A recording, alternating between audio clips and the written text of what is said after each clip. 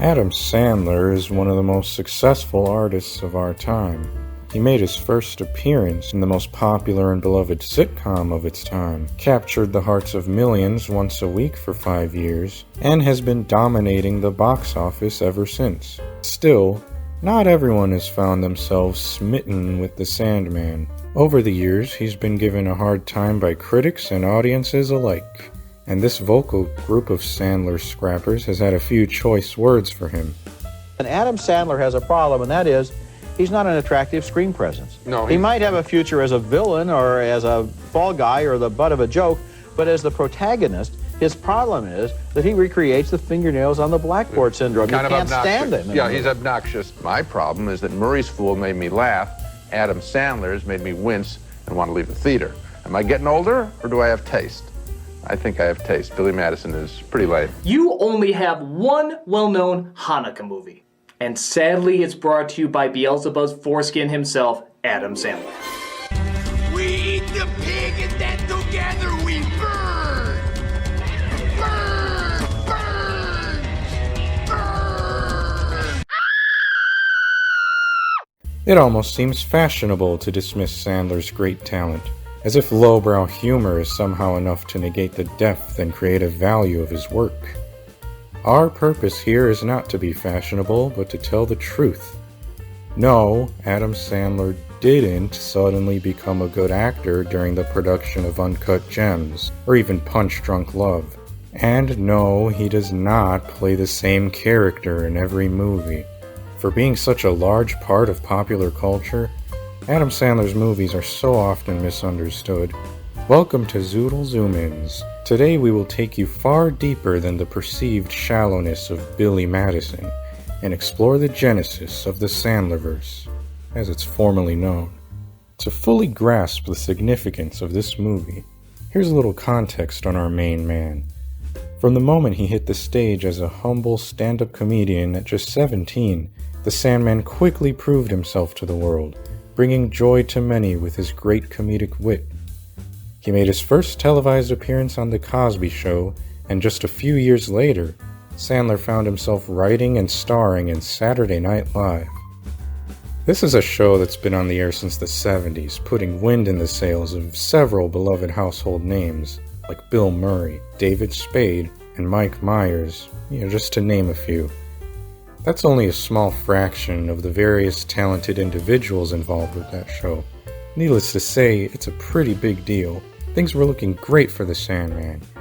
He had appeared in 5 films, met some of his best lifelong friends, and made a name for himself doing what he loves most, comedy. He was on top of the world, living what he describes as some of the best years of his life. But as they say, all good things must come to an end. In 1995, Adam Sandler, along with his co-star Chris Farley, were fired from SNL. According to Sandler, the NBC executives weren't too fond of him and his crew, and producer Lorne Michaels wasn't in a position to help them. This would be a crushing blow to anyone's confidence, but as we all know, it would take more than that to keep the Sandman down. The Sandler sphere had already begun to spin, and there was no stopping it now. Before we get ahead of ourselves, we're going to dial it back to February of 1995, just a few months before his beloved stint on SNL was unjustly cut short. Billy Madison is a pivotal piece of Adam Sandler's fantastical filmography. It may not have been his first appearance on the silver screen, but it set the stage for some of the greatest stories put to film. The movie follows our titular protagonist, Billy, who is set to inherit his retiring father's enormous hotel empire. Our hero runs into a problem when it's revealed that his dad actually bribed the school staff in order to ensure that Billy passes his classes. He pleads with his father, begging for a second chance so that the company doesn't fall into the fiendish hands of Eric Gordon, the executive vice president. After an endlessly captivating conversation between father and son, his objective is made clear. Billy is now tasked with going back to first grade and working all the way through to his high school graduation, 2 weeks at a time, fair and square. Those are the rules he has to follow in order to prove his intelligence and secure his father's dynasty. Now, from the very first scene, we are given lots of insight into not only the character of Billy Madison, but the heart of Adam Sandler. We are introduced to him as he is floating freely in a pool, singing jovially about suntan lotion. He says, "Oh, the sun tries to burn me, but you won't let it, will ya?" Think about that for a second. The sun, a force of nature, the very thing that allows for life to exist on Earth, is also constantly putting our health at risk with its harmful UV rays. What's Billy's response to this? To keep singing and having fun in his pool with his suntan lotion. It's such a brilliant scene, and it's hardly a minute into the movie. It could represent a number of things. The NBC executives, the audience, maybe even life as a whole with all of its troubles. These things that you depend on to keep going are often much larger than you, and are also capable of stopping you in your tracks.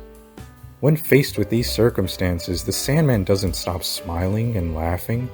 He perseveres and forges his own path, letting his inner child illuminate the lives of others as well. I think this scene is an excellent metaphor for that mentality, and does a great job setting the tone for the rest of the film. Now, it's important to note that Billy Madison is a flawed, tragic character. The opening of the movie showcases the way in which he is spoiled by his life of luxury. He spends a lot of time lounging around, drinking to the point of not feeling good. He jumps to collect his nudie magazines, and he's even tormented by visions of a penguin, which cause him to get into more trouble. This isn't helped by the people he keeps company with either. His two friends, Jack and Frank, encourage his behavior, and may even incite some of it. His family's housekeeper, Juanita, calls him a, quote, fine piece of ass, which has very grim implications. The business associates his father often mingles with are portrayed as callous and cold-hearted. Even the act of bribing teachers in order to pass Billy through school, rather than tutoring him or just checking in to see what he was having problems with, shows us that his father is most likely detached from his child's personal life. It provides important context on Billy's character to keep in mind going forward. He, like all of us, is a product of the environment in which he was raised. After meeting more of the cast of characters, we are taken to the famous bath scene. He's playing with conditioner and shampoo bottles, giving life and personality to these inanimate objects, when he notices a glimmering golden swan statue beside him. He shouts angrily, "Stop looking at me, Swan!" before once again wearing a smile on his face. Though this movie came out early in Adam Sandler's career, he was still very famous and well-known in the mid-90s. We see him here enjoying a private, intimate moment by himself, something everybody should be allowed to do, but he's interrupted. The swan was there the whole time, eerily staring at him as he bathed himself, in the nude. This must be how it feels when you have the level of fame Sandler does. Your most personal, private moments are publicized and constantly speculated upon. It's also worth noting that this is the second reference to an animal in this movie, after the penguin, and they're both birds. It isn't the last one either. It might be easy to miss on the smaller TV screens of the bygone eras, but the NBC logo actually depicted a peacock for over half a century now. Perhaps the bath scene is an allusion to that. NBC, this big, tacky golden bird, is creepily keeping watch on Adam at all times when he just wants to be left to do his own thing. Whatever you decide to take away from this, I think we can agree that it's meant to be more than just a cutaway gag. The dinner scene is another hard-hitting moment in the film. These humorless people in suits are looking at Billy with complete disgust for just trying to finish his meal. They mock and belittle him, until Billy snaps and delivers an iconic Sandler quip. Shut up!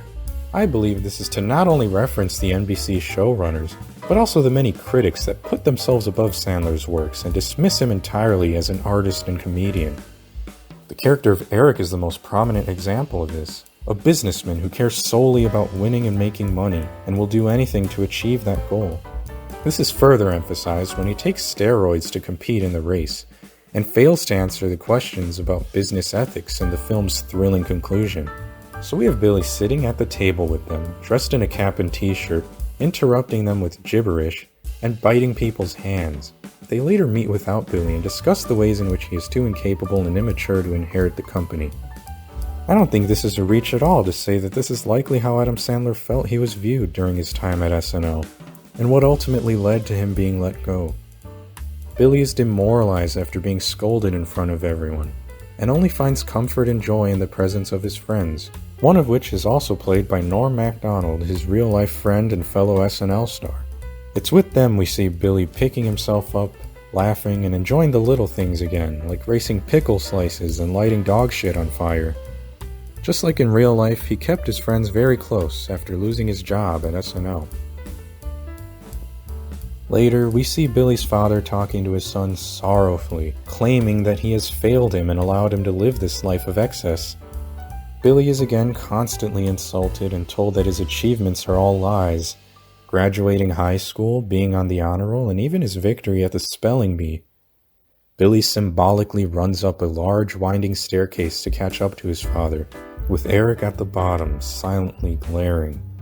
He pleads to him to reconsider and vows to go back to school. When facing adversity, Billy's motto is, I can do this if I set my mind to it. We're left with the image of Billy dancing down the stairs, hearing a catchy song in his head. He knows what he has to do, the suits have left the room, and he could freely dance to his internal rhythm. We next see Billy arrive at school holding a Scooby-Doo lunchbox, another reference to animals, and the second reference to dogs, after the flaming dog shit scene. Scooby's a character Adam Sandler himself was a fan of, further cementing the personal link between Adam and Billy. I can do Scooby's laugh pretty good. Oh, you guys want to hear it? Sure, absolutely. Very good. Immediately after this, Billy sits for story time at his first grade class. The book the teacher is reading is about the happiest puppy in the world. The dog's so happy that he was given the name Happy. I don't think I need to explain the significance of the name Happy to you Sandler heads. Anyways, the puppy gets lost, he finds his way home after a while, and at this point everyone besides Billy and his teacher have fallen asleep. This doesn't sit well with Billy. He doesn't like that Happy's owner didn't try hard to search for the dog, even though it's his responsibility as a pet owner.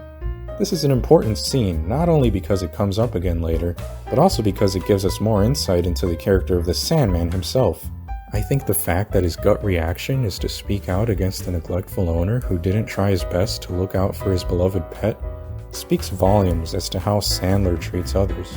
Even when his friends are dropped by their neglectful owners, Adam Sandler is always there to welcome them with open arms.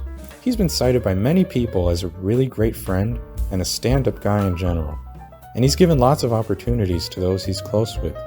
Rob Schneider, Kevin James, Chris Rock, and Steve Buscemi are a few of his pals who have appeared in several of his films. Steve Buscemi even shows up in this movie later and saves Billy from being shot and killed.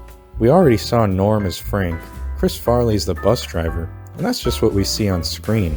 Adam Sandler wrote the role of Jack with Alan Covert in mind, and the role of Eric was meant for Bob Odenkirk. According to him, the studio was the one who turned it down because they didn't want the entire cast to consist of his friends.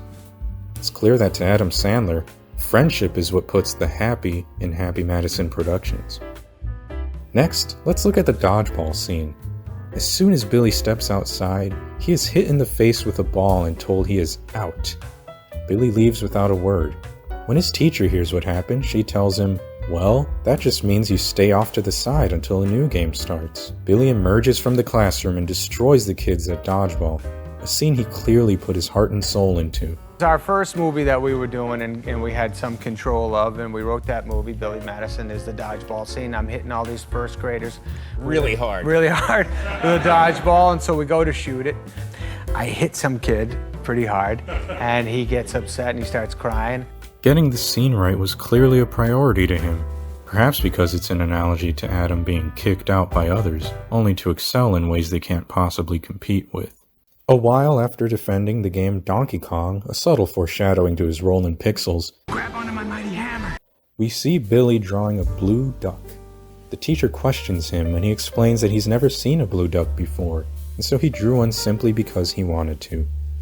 This is enough for him to finally pass the first grade, a reference to the way Sandler marches to the beat of his own drum and finds success because of that. Billy totally crushes the second grade, redeeming himself by winning a spelling bee, and heads to the third grade. His teacher, Veronica Vaughn, is initially annoyed with him, labeling Billy a nuisance.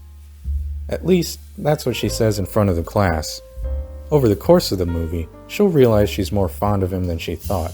Perhaps some of the audience at home could relate to her? It's during this part of the movie where Billy develops the most as a character, first bullying a kid for not being able to read, and then saving his best friend Ernie from the embarrassment by talking about how cool it is to pee your pants. His classmates dare him to grope Miss Vaughn's breasts, and his response is this. Touch your boobs. That's assault, brother. Though he does eventually give in when they double dare him. Oh, Sandman. That's too much. He gets to high school and struggles to fit in, makes amends with those he's wronged in the past, and urges the third graders to cherish their youth. He's spied on and framed by Eric and has to find help in order to clear his name and continue his quest. It's a captivating coming-of-age tale filled with romantic tension, relatable scenarios, and powerful messages. It all culminates in the academic decathlon, where Billy and Eric go head-to-head in a series of challenges in order to claim Madison hotels. It's a thrilling, action-packed conclusion, and it results in Billy rejecting the role as chairman and pursuing something he'd enjoy more, a teaching career in this case. He leaves the company in the hands of Carl, the only guy in a suit who's always had his back. That's the general plot of the film Billy Madison, and some key scenes to help illustrate the significance of the movie, not only to the Sandlerverse, but also to the Sandman himself. At the time of production, Adam Sandler went on record saying that Billy Madison is the closest he's ever come to playing himself. It's clear that even though this is a light-hearted comedy movie, it's meant a lot to him, and both he and his crew did their best to get it right. Chris Farley drank 8 shots of espresso before shooting every scene. Norm Macdonald said he was literally passing out due to the heat. Billy Madison was my buddy Adam Sandler, put me in the movie. Yeah, I remember the film. Because sure. I had nothing to do that summer. Needed a guy to answer the door. Right. Yeah. So it was a lot of fun, but it was in the heat, and at one point I passed out. They were very concerned because I guess if a guy dies on a movie, it's not good. No. And of course the dodgeball scene yielded many casualties. They all had a stake in this, and they were no strangers to including bits of themselves in their work. Right around the time this movie was released, Sandler, Farley, and McDonald were in a well-known skit for SNL, the Polar Bear sketch. In this sketch, they killed their characters off one by one, making jokes that were so stupid they were funny. They were effectively saying goodbye to their time on the show because they knew the end was near, and they were fed up with how they were treated. Though it was scary at the time, they'd find success in the coming years doing greater things. As a side note, Norm Macdonald would actually stay on for a couple more years until he got fired for making too many O.J. Simpson jokes. That's too much. Many pillars of the Sandlerverse were also seen here for the first time. While there was an unnecessary love interest in going overboard at the very end, this is the first one that really plays a big role in the plot and is built up throughout the movie. There are scenes where fat people are made fun of. Now we have the privilege of staring at that tub of lard all day long. If I were him, I would walk my fat ass right into oncoming traffic. The O'Doyles make an appearance and die tragically in an automotive wreck. Steve Buscemi plays a sort of oddball character that ultimately has the protagonist back at the end. Most importantly, Adam Sandler plays an underdog, who happens to have a silly voice this time, and rises to the top against all odds and gets the girl in the end. This movie is about sticking it to the man and following your passion. There comes a point in life where we need to buckle down and take things seriously, and you don't always see it coming. It's difficult to rise up and face the world's great challenges when nobody believes you can do it. It's hard to find your purpose when you're constantly berated for not fitting in. People will conspire against you, and sometimes you'll want to quit. I hate cursive and I hate all of you. I'm never coming back to school. Never! In the end, though, be it through friends, family, or just sheer force of will, you can succeed too. Billy Madison shows us that it's never too late to turn things around and accomplish something great. Because as long as you put your mind to it, you can accomplish anything. And that, dear viewers, is exactly what Adam Sandler did. But wait, don't think it ends here. Join us next time as we explore the quiet, burning rage of a man who was denied his life's passion and where that fire leads him. Next time on Zoodle Zoom-Ins, we'll be taking a look at Happy Gilmore, the second part of the Sandlerverse's bombastic beginnings. You just got sandoozled.